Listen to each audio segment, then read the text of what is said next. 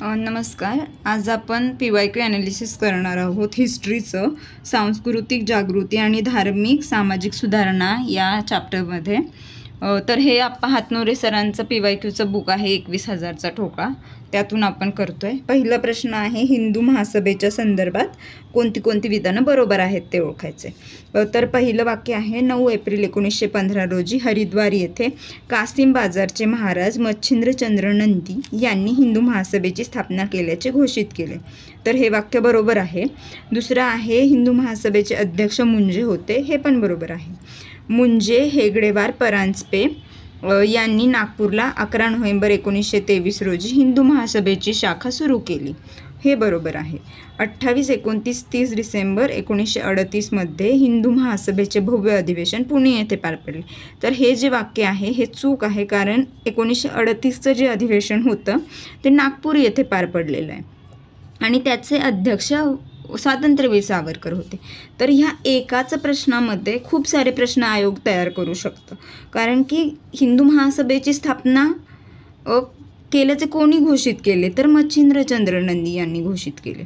कधी घोषित केले, तर ते 1915ला घोषित केले. आणि कोठे घोषित केले, तर ते हरिद्वार येथे घोषित केले.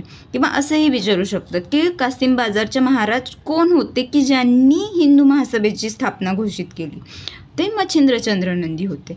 देन असाही प्रश्न विचारू शकतात की 1923ला हिंदू महासभेची शाखा कुठे चालू करण्यात आली, तर नागपूरला. किंवा कोणी चालू केले, तर असे 7-8 नावं देतात आणि त्यातून आपल्याला हा ग्रुप सिलेक्ट करायचा आहे. मुंजे हेगडेवार परांजपे यांनी केली 1923ला हिंदू महासभेची शाखा नागपूर येथे स्थापन.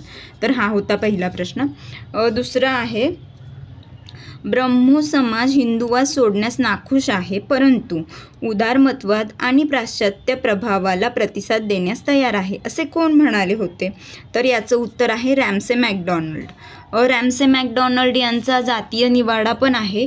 त्याच दरम्यान हे पण वाक्य लक्षात ठेवायचे आपल्याला की ब्रह्मो समाज जो होता तो हिंदुवाद सोडण्यास नाखुश आहे, परंतु उदारमतवाद आणि पाश्चात्य प्रभावाला प्रतिसाद देण्यास तयार आहे. तर याचं उत्तर आहे रॅमसे मॅकडॉनल्ड. तिसरा प्रश्न आहे, स्वामी दयानंद सरस्वती यांच्या मृत्यूनंतर आर्य समाजाचे कार्य पुढीलपैकी कोणत्या व्यक्तींनी चालू केले? तर आर्य समाजाच्या स्थापनेला आता अराऊंड 100 वर्ष पूर्ण झालेली आहेत. आर्य समाजाची स्थापना मुंबई येथे झालेली आहे. स्वामी दयानंद सरस्वती यांनी केलेली आहे. आणि त्यांच्या मृत्यूनंतर कोणी चालू ठेवले याचे कार्य? तर याचे उत्तर आहे वरीलपैकी सर्व. कारण हंसराज पंडित लाला हंसराज, पंडित गुरुदत्त, लाला लजपतराय, स्वामी श्रद्धानंद या सगळ्यांनीच आर्य समाजाच्या कार्यामध्ये पुढाकार घेतलेला आहे. लाला हंसराज असू द्या, लाला लजपतराय असू द्या, पंडित गुरुदास या सगळ्यांनी मिळून आर्य समाजाचंच कार्य पुढे चालू ठेवलेलं आहे. तर हे सर्वजण आहेत. देन आहे जोड्या लावांचा प्रश्न. जोड्या लावामध्ये एक गोष्ट नेहमी लक्षात ठेवायची की पहिल्यांदा तिसरी जोडी लावून बघायची. तिसरी किंवा दुसरी या दोघांमध्ये जर लागली तर मग पटकन उत्तर येतं आणि आपला वेळ पण वाचतो. तर आता आपण बघूयात महात्मा फुले. तर महात्मा फुले यांनी काय केलं आहे, सार्वजनिक सत्यधर्म हे पुस्तक लिहिले. तर आता आपण बघू डायरेक्ट तिसरी जोडी. तर सीला आहे 2, तर पहिले हे 2 तर गेले. आता ह्या दोघांमध्ये आता सीला 3 आहे, तर आपल्याला भेटलं डीला 3. सीला 2 आहे, तर डीला आपल्याला 3 भेटले. म्हणजे आता फक्त हे 2. स्वामी दयानंद सरस्वती यांनी काय लिहिलेलं आहे, तर ते आहे हे स्वामी दयानंद सरस्वतींनी लिहिलेलं आहे. आणि वेदांत सार हे राजा राममोहन रॉय यांनी लिहिलेलं आहे. राजा राममोहन रॉय यांनी जे लिहिलेलं आहे, म्हणजे जे वृत्तपत्र आहेत त्यांची किंवा जे लेख आहेत त्यांनी केलेल्या शैक्षणिक सुधारणा आहेत, त्या खूप महत्त्वाच्या आहेत इतिहासामध्ये. त्यांनी जे कॉलेजेस काढले आहेत, जे शाळा काढलेल्या आहेत, पाठशाळा काढलेल्या आहेत, त्या पण खूप इम्पॉर्टंट आहेत. सो राजा राममोहन रॉय यांनी वेदांत सार हे पुस्तक लिहिलेलं आहे. आणि हे महत्त्वाचं लक्षात ठेवा, कारण की हे काहीतरी नवीन ॲड केलेलं आहे आयोगाने. जे केलेलं आहे, जे लिहिलेलं आहे स्वामी दयानंद सरस्वती. बघा परत प्रश्न आला स्वामी दयानंद सरस्वतींवर. तर यावरून लक्षात येतं की आर्य समाज आणि स्वामी दयानंद सरस्वती ह्याचा अभ्यास आपल्याला करायचा आहे व्यवस्थित तो पण. देन हरिद्वार येथे, हा पण आय गेस आर्य समाजावरचाच प्रश्न आहे, कारण गुरुकुल पद्धत, गुरुकुलाची स्थापना कोणी केली, जिथे 1902 हरिद्वार येथे ब्रह्मचर्य आणि वेदांचे शिक्षण देण्यासाठी गुरुकुलाची स्थापना कोणी केली? तर त्याचं उत्तर आहे बी आणि सी, लेखराम आणि मुन्शीराम. ओके, लेखराम आणि मुन्शीराम या दोघांनी हरिद्वार येथे गुरुकुलाची स्थापना केली. हा पण आय गेस आर्य समाजावरचाच प्रश्न आहे. वीरसे लिंगम यांनी दक्षिण भारतात कोणत्या सामाजिक चळवळीला चालना दिली? त्यांनी प्रार्थना समाजाला चालना दिली. ते प्रार्थना समाजाचे कार्यकर्ते होते वीरसे लिंगम. तर प्रश्न असा पण येऊ शकतो की दक्षिण भारतात प्रार्थना समाजाच्या चळवळीला कोणी चालना दिली? तर वीरसे लिंगम यांची. म्हणजे ऑप्शनमधून ते उत्तर बनवू शकतात किंवा ऑप्शनमधून प्रश्न बनवू शकतात. म्हणजे प्रार्थना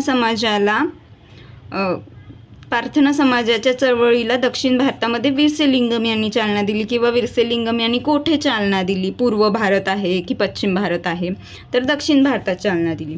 तर बघा, परत हिंदू महासभेचा प्रश्न आलाय. आधी पहिला प्रश्न आपण बघितला होता हिंदू महासभेचा, आता परत आलाय हिंदू महासभेचाच प्रश्न आलाय. तर हिंदू महासभा पण खूप महत्त्वाची आहे. हिंदू महासभेमध्ये काही जी लोक आहेत ती वारंवार अभ्यासली जातात. त्यामध्ये आहेत मदन मोहन मालवीय, मुंजे आणि स्वातंत्र्यवीर सावरकर. म्हणजे मी तर हे 3 लोक हिंदू महासभेला दिसले, हे 3 लोकांपैकी कोण, तर मी तेच उत्तर मारते. म्हणजे हे माझं आहे पर्स्पेक्टिव्ह, कारण मी त्या वेने अभ्यास केला आहे. ही जस्ट एक माझी आयडिओलॉजी किंवा हे आहे जस्ट.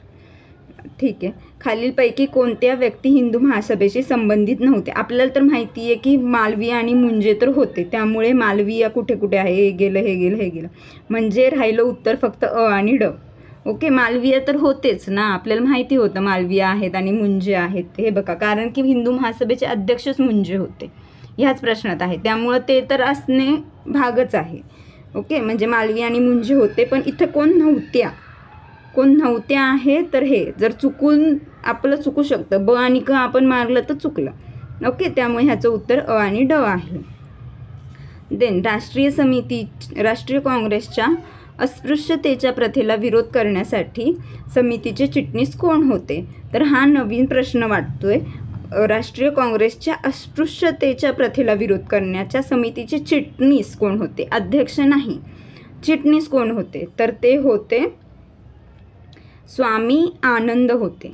तर असा पण प्रश्न विचारू शकतात की स्वामी आनंद हे कोणत्या समितीचे चिटणीस होते? तर राष्ट्रीय काँग्रेसच्या अस्पृश्यतेच्या प्रथेविरोधातील समितीचे चिटणीस होते. तर हे पण तुम्ही लक्षात ठेवू शकता किंवा ठेवायचंच आहे ऑफकोर्स. परत हिंदू महासभेचाच प्रश्न आला आहे बघा. हिंदू महासभा खूप इम्पॉर्टंट आहे आणि ती तर करायचीच आहे. भले तुम्ही मग राज्यसेवा करा, कंबाईन ग्रुप ए करा, बी करा, सी करा, कोणतीही परीक्षा तुम्ही देणार आहात, पण हिंदू महासभेचा अभ्यास तर तुम्हाला करायचाच आहे. तर हा प्रश्न आहे, अखिल भारतीय हिंदू महासभेचे 19 अधिवेशन 19 ऑगस्ट 1923 रोजी भरले. कोठे भरले? तर त्याचं उत्तर काशी आहे आणि त्याचे अध्यक्ष मदन मोहन मालवीय होते. हे बघा, इथे पण मदन मोहन मालवीय. तर मदन मोहन मालवीय हे बघा ना, इथेच प्रश्न बघा, हा मुख्यचा 22चा प्रश्न आहे, मुख्यचा 20चा प्रश्न आहे. तर PYQची कशी हेल्प होते? तर हे बघा, अध्यक्ष मदन मोहन मालवीय होते हिंदू महासभेचे, आणि हिंदू महासभेशी निगडीत कोणती व्यक्ती नव्हत्या. तर मदन मोहन मालवीय होते, आपल्याला माहीत आहे ना. तर मग इथे हे ब गेल्यानंतर तर बघा लगेच हे उत्तर भेटतं. म्हणून PYQ एकदम पाठच करायचे आहेत PYQ. तर यावेळेला प्रश्न विचारला आहे की 1923चे अधिवेशन कोठे भरले? तर ते काशीला भरले. तर पुढच्या वेळा असा पण प्रश्न विचारू शकतात की अध्यक्ष कोण होते जे 1923च्या काशी अधिवेशन भरलं होतं हिंदू महासभेचे? तर ते मदन मोहन मालवीय होते. आता परत प्रश्न आहे हिंदू महासभेबद्दलच. तर बघा, हिंदू महासभेबद्दल 10 प्रश्नांपैकी 4 प्रश्न तर फक्त हिंदू महासभेवरच आहेत. म्हणजे 1, हा 2, हा 3 आणि जो पहिला प्रश्न आहे हा, म्हणजे 10 प्रश्न तर फक्त हिंदू महासभेवरच आहेत. तर विचार करा हिंदू महासभा किती महत्त्वाची आहे आपल्याला अभ्यासासाठी. तर प्रश्न काय आहे, 1915ला हिंदू महासभेची स्थापना झाली. ऑफकोर्स हे बघा इथे दिलेलंच आहे 1915ला हिंदू महासभेची स्थापना झालेली आहे. आणि सेम PYQ हे बघा 1915ला हिंदू महासभेची स्थापना झाली. दिल्ली येथे पहिले अधिवेशन झाले का दिल्ली येथे पहिले अधिवेशन? नाही, तर हरिद्वार येथे झालेलं आहे. हे बघा हरिद्वार येथे पहिले अधिवेशन झालेले आहे. इथेच बघा दिल्ली येथे झाले का? नाही. त्यामुळे आपल्याला काय ओळखायचं? बरोबर विधान ओळखायचे. तर ब गेलं वरील सर्व पण गेलं. हे बघा ऑप्शन्स बघा, ब पण गेलं आणि वरीलपैकी सर्व पण गेलं. मग उत्तर फक्त अ आणि क आहे.